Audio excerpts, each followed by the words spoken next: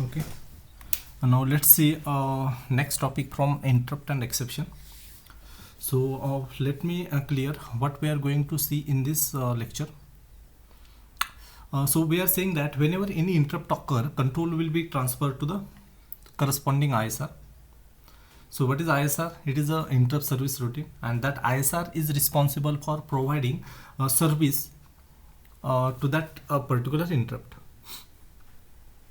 So before transferring control to the ISR, what 80386 will do, 80386 will save something onto the stack. So what are those things which are getting saved on the stack before transferring control to the ISR? So that we are going to discuss in this lecture. So that is a topic of today's discussion. Is it clear? What things are getting pushed onto the stack by 80386 before transferring control to the ISR. So now let's try to understand what I have shown here. Suppose this is one program which is under execution by 80386. So 80386, assume that 80386 is executing this program, and in main memory, suppose we have this ISR 0. So ISR 0 means it is a ISR which will correspond to type 0 interrupt. Okay, ISR 0 is a ISR which correspond to type 0 interrupt. Which is type 0 interrupt? That is divided by 0 error. So whenever divided by 0 error occurs, I can say that 80386 should transfer control to ISR 0. Then whenever type 1 exception occur, which is type 1 exception, it is debug exception. So whenever debug exception occur, control should go to the ISR of that type 1 exception. So which is ISR of that type 1 exception? Suppose ISR 1. Okay, in same way we have ISR 10. In same way we have ISR 45. So let's assume that we have 256 ISRs, 256 interrupts in 80386. Then how many ISR we can have in main memory? We can have 256 different ISR which will correspond to those 256 interrupts. So whenever any interrupt occur, control should go to corresponding ISR. So how that control is transferred, that we are going to see in coming lectures. Okay. So this point is clear. Okay. Now suppose this program is under execution and 80386 is executing instruction I3, and at that time some interrupt has occurred on INTR pin. Okay, which is that interrupt? Suppose it is type 45 interrupt, right? Some interrupt has occurred on INTR pin. So whenever interrupt occurs on INTR pin, how 80386 will recognize type or vector number of that interrupt? So 80386 will simply obtain that type number from external PIC, that is programmable interrupt controller. So programmable interrupt controller will provide this vector number 45 to 80386. So whenever type 45 interrupt occurs on INTR pin, what 80386 has to do? 80386 should transfer control to corresponding ISR. So which is corresponding ISR? It is ISR 45. So can you tell me, in order to transfer control of 80386 from this interrupted program, now this is interrupted program. So in order to transfer control of 80386 from this interrupted program to ISR 45, content of which registers we have to change? Yes, content of which register should be changed in order to transfer control of 80386 from this interrupted program to ISR 45. So we have to change content of CSR register and EIP register. So CSR and EIP register will point to the next instruction that is to be executed. So whenever any program present in some code segment is to be executed, we have to simply change content of CSR EIP. So CSR register, in this case CSR register should be loaded with the selector which will point to the code segment that will contain ISR 45. So in order to understand this point, actually your concepts of segmentation should be clear. So in segmentation mechanism, we have seen what is role of a segment register. We have seen what is logical address, what is linear address, how logical address is getting converted into linear address. Okay, so concept of segmentation should be clear. So I hope you have understood this point. In order to transfer control to ISR 45, we should change content of CSR EIP. We should load value in CSR such that it will it will point to the code segment, okay, which will contain ISR 45, right? And we will require the offset address of this ISR 45. So that offset address should be stored in EIP register. Then execution of ISR 45 will start. So before transferring control to this ISR 45, what we are saying, something will be pushed onto the stack. So let's assume that here we have a stack 1. So can you tell me which things need to be saved on this stack? So first thing that will be saved by 80386 is content of flag register. Okay. Before transferring control to ISR 45, what 80386 will do? 80386 will simply copy content of flag register onto the stack. So can you guess why content of flag register will be copied onto the stack? Yes. So currently this program was under execution. We are transferring control to ISR 45. So these two programs, they are completely different. Okay. So when this program is under execution, content of flag register will correspond to this program. Okay, now we are transferring control to this ISR. So this ISR may change content of flag register. After execution of ISR, again we want to transfer control to this interrupted program. So this interrupted program, it should preserve. It is necessary to preserve content of flag register which is corresponding to this particular program. If we don't preserve content of flag register, what will happen? Content of that flag register will be changed by this ISR 45. And when we restart execution of this interrupted program, then we will not get previous content of flag register which were corresponding to status or state of this particular program. Okay, so that's why before transferring control from this program to the ISR 45, what 80386 will do? 80386 will simply save current content of flag register onto the stack. Okay, so this is one point. Then which is other thing that should be saved here? Yes, after execution of ISR. Okay, after execution of ISR, can you tell me which instruction is present at the end of ISR? So at the end of ISR, we are having irate instruction. So when this irate instruction is executed, we want to transfer again control to this interrupted program. So in order to transfer control to the interrupted program, we will require return address, right? So that return address will also get saved onto the stack. This point is clear to you? What things are getting saved onto the stack? Please try to clear it. So first one is content of flag register and second one is return address. Now one more point. When we want to transfer control to this ISR, at that time there are two possibilities. The first possibility is that this program which is under execution, so privilege level of this program and privilege level of this ISR is same. This is first case. Okay, and second possibility is that privilege level of this program, that is interrupted program, and privilege level of this ISR may be different. Are you getting this point? So in this case, these two possibilities are there. So first of all, we will focus on first possibility. So which is first case, which is first possibility. So privilege level of this program which is under execution, so privilege level of this program is equal to privilege level of this ISR. So in this case, whether any change will take place in the privilege level, so there is no change, right? So this is our first case of our discussion. So we will assume that there is no change in the privilege level. Okay, so there is no change in the privilege level means privilege level of the interrupted program and privilege level of the ISR which we want to execute are same. So in this case, what will be the content of stack that we are going to discuss?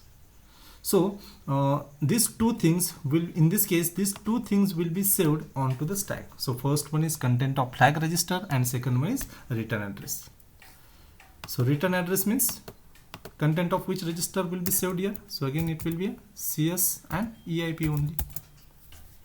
Okay, again consider this point. Here I told you that which instruction was under execution, I3 was under execution. At that time CS and EIP register will be pointing to the next instruction that is coming after I3. So which is that instruction?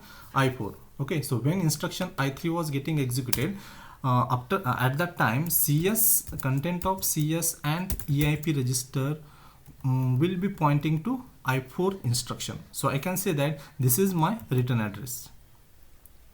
Okay, so this address which is available in CS EIP register will be a return address. So that return address will be copied onto the stack, and after copying this return address, then content of this CS and IP will be changed so that execution of ISR 45 will start. Now here I will like to explain you one more point, that there are some exception. We have seen what is exception. Okay, then we have seen vector numbers that are assigned to the exception. Which are vector numbers that are assigned to the exception? All numbers in the range 0 to 31, they are allocated to the exception, except type 2. Which is type 2? Type 2 is for ENMI, it is not exception. All other numbers other than that 2, they are allocated to the exception. So what I am saying, there are some exceptions which will generate the error code. There are some exception, not all exceptions will generate the error code, but there are few exceptions. So which are those exceptions that we are going to discuss when we will see this error code topic. So at the end we are going to see this error code, what is use of this error code. So this error code may be required. So there are some exceptions which will generate this error code, and this error code may be required by the ISR while providing service to that particular exception. Okay, please try to understand who is generating this error code. Some exception. Okay, some exception will generate this error code. So this error code will be required by ISR in order to provide service to that particular exception. Okay, so that's why this error code will also be copied onto the stack. But this is optional. Error code is optional.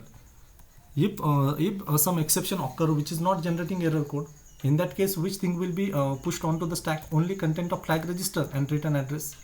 Okay, so same thing is explained in this slide. Okay, so what is title of this slide?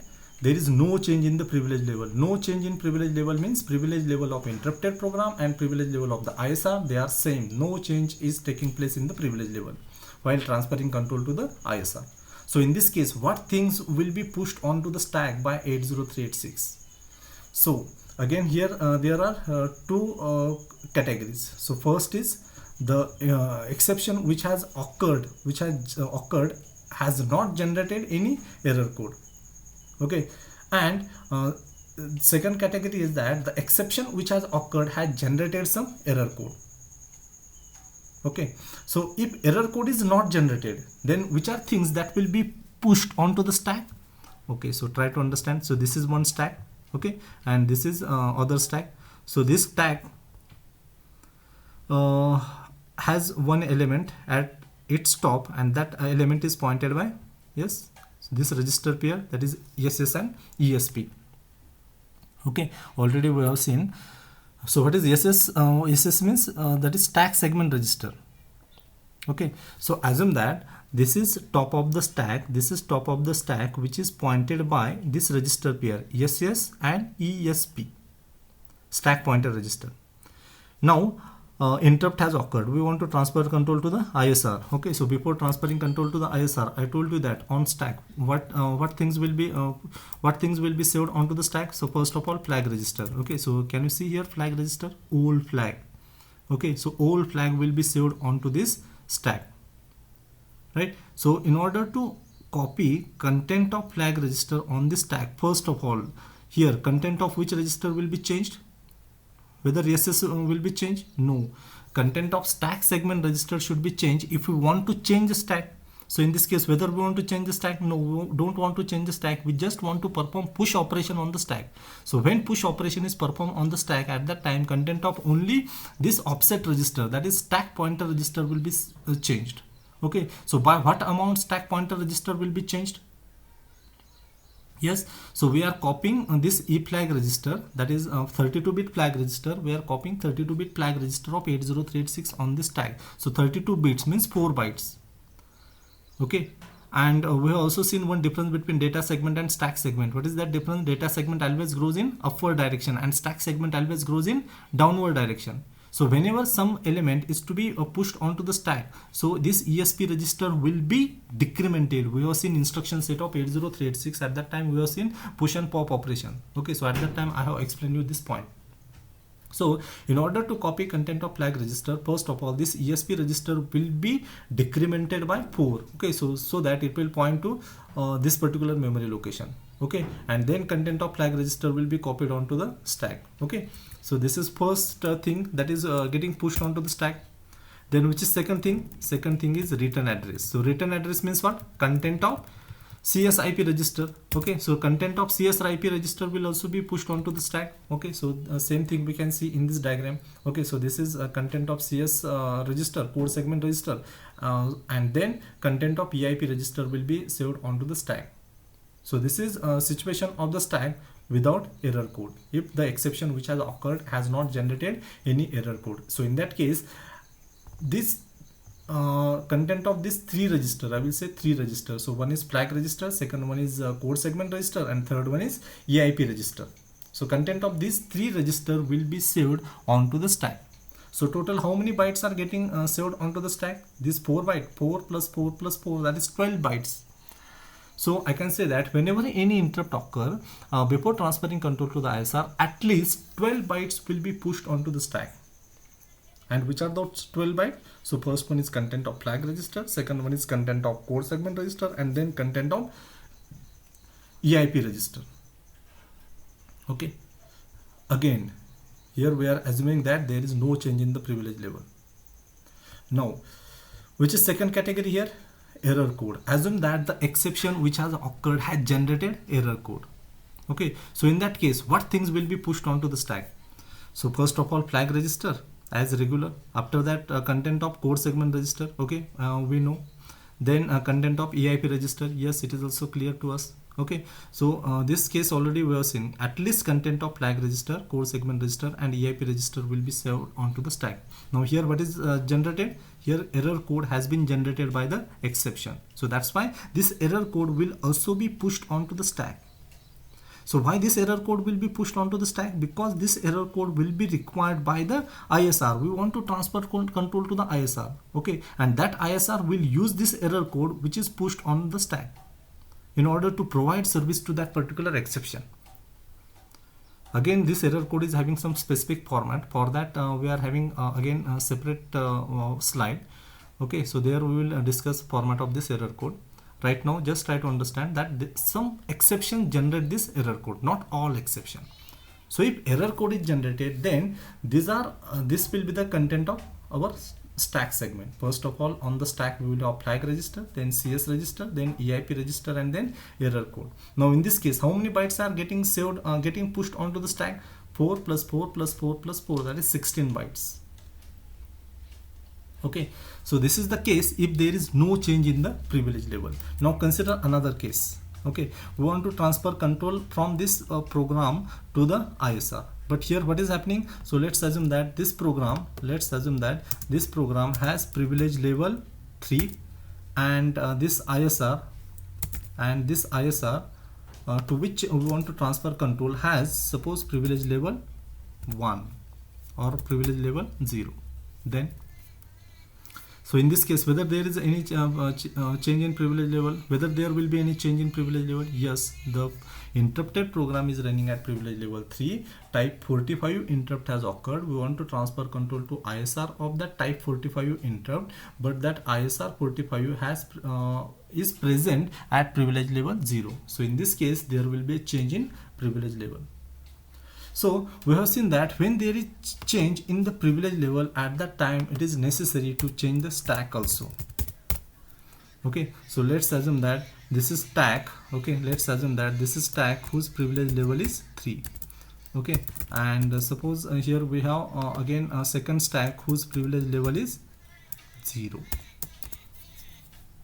Okay, so initially which program was under execution? This program, which was having privilege level 3. So when 80386 is executing this program which has privilege level 3, at that time 80386 will use which stack? 80386 will use this stack 1 which has privilege level 3. In protection mechanism we have seen whenever a stack is to be accessed, 80386 will check one condition, which is that condition whether CPL equal to DPL of stack segment. Means if your program is running at privilege level 3, 80386 can use stack which is present at privilege level 3 only. If your program is running at privilege level 2, 80386 has to use the stack which is present at privilege level 2. Okay, so this program is present at privilege level 3, so that's why let's assume that 80386 is using this stack which has privilege level 3. Now we want to transfer control to the ISR. Why we want to transfer control to the ISR? Just in order to provide service to this type 45 interrupt. But here what is problem? This ISR 45 is located at privilege level 0. So in this case we want to change the privilege level. So when we want to change privilege level, whether we have to change the stack? Yes, 80386 has to change the stack. Now let's assume that 80386 want to use this stack 2 which is present at privilege level 0. Point is clear?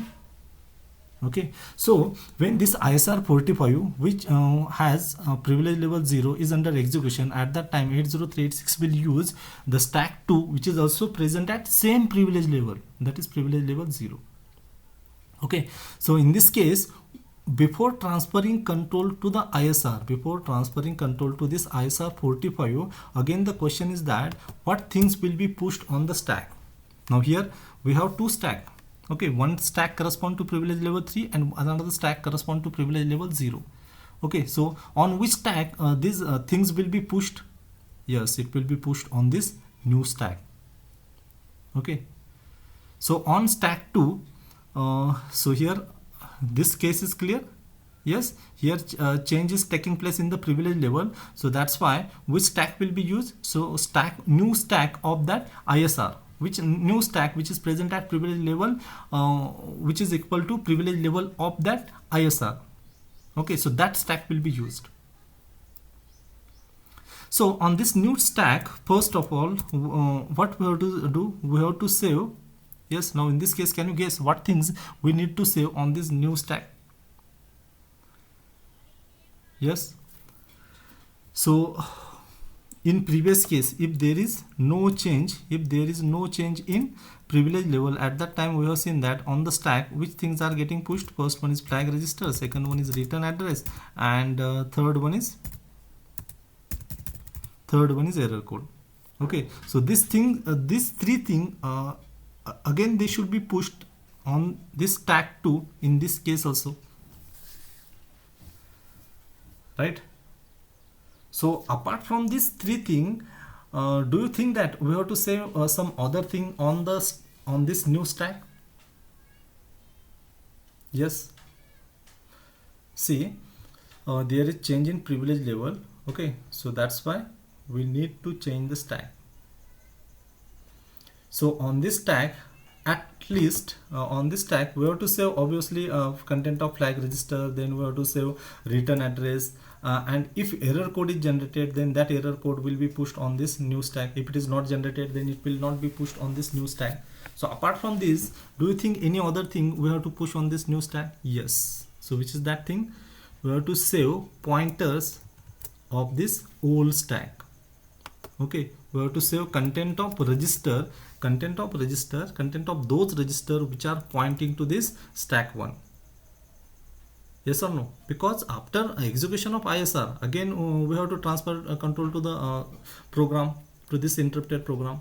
So when this interrupted program will start its will resume its execution, at that time again we have to change the stack. Again we will require old stack. Yes or no? So in this case, which is our old stack? Stack 1. So here what we have to do, we have to save pointers, or we have to save the registers which are pointing to the stack 1 on stack 2. So which are those registers? Yes, can you guess? Can you tell which are registers that will point to the stack 1? So that register pair is SSR, that is stack segment register, and which is the register that is pointing to element present at top of the stack, that is ESP. Okay, so this SSR ESP register, which is pointing to stack 1 need to be pushed on stack 2 if there is change in privilege level. Okay, so that is our next slide. If there is change in privilege level, then we have to change the stack, and on new stack which things will be saved. So first one is I can say that registers, okay, that will point to old stack. So in this case, which is our old stack? Stack 1.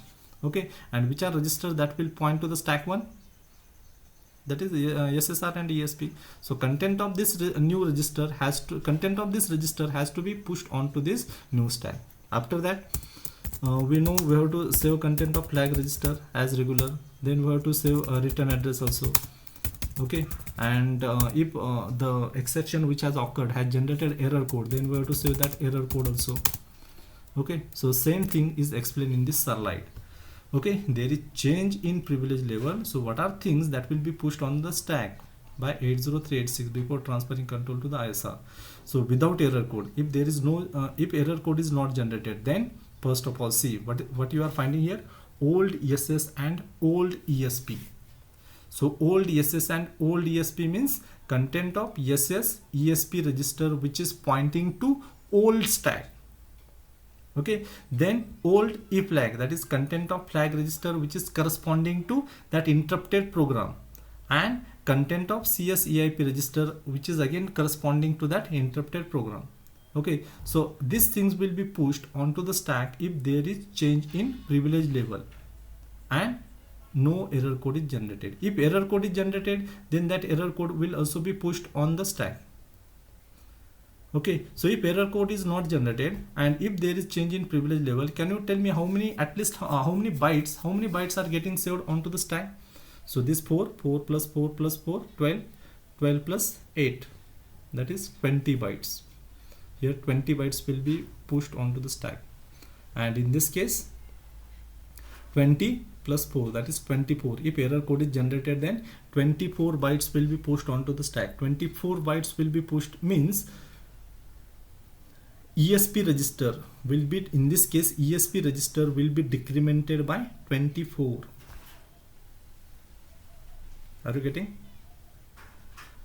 So this is about the content that are getting saved onto the stack whenever any interrupt occur. Thank you.